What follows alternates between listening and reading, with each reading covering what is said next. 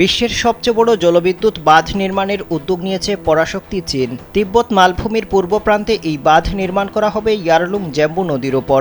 এই নদী ভারতের অরুণাচল, আসাম হয়ে বাংলাদেশে ব্রহ্মপুত্র ও যমুনা নাম পেয়েছে। বৃহস্পতিবার বার্তা সংস্থা রয়টার্সের প্রতিবেদনে এই তথ্য উঠে এসেছে।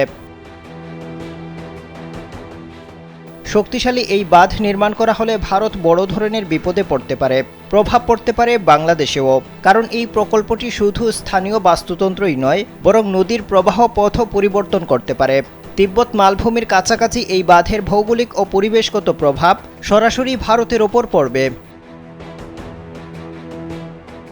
2020 সালে চীনের পাওয়ার কনস্ট্রাকশন কর্প জানিয়েছিল, এই বাঁধ নির্মাণ করার মাধ্যমে চীন বছরে 300 বিলিয়ন কিলোওয়াট ঘন্টা বিদ্যুৎ উৎপাদন করবে। Introducing High Class by Akij Port. বর্তমানে বিশ্বের সবচেয়ে বড় বাঁধও চীনে অবস্থিত। দেশটির থ্রি গর্গেস বাঁধের উৎপাদন ক্ষমতা 88.2 বিলিয়ন কিলোওয়াট ঘন্টা। তবে নতুন করে তিব্বতে নির্মিতব্য বাঁধটি এর 3 গুণের বেশি বিদ্যুৎ উৎপাদন করবে।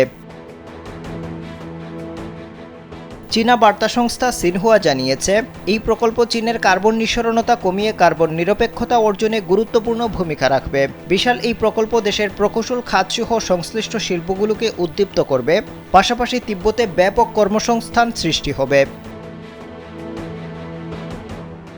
আবদাল হুসাইন, কালবেলা।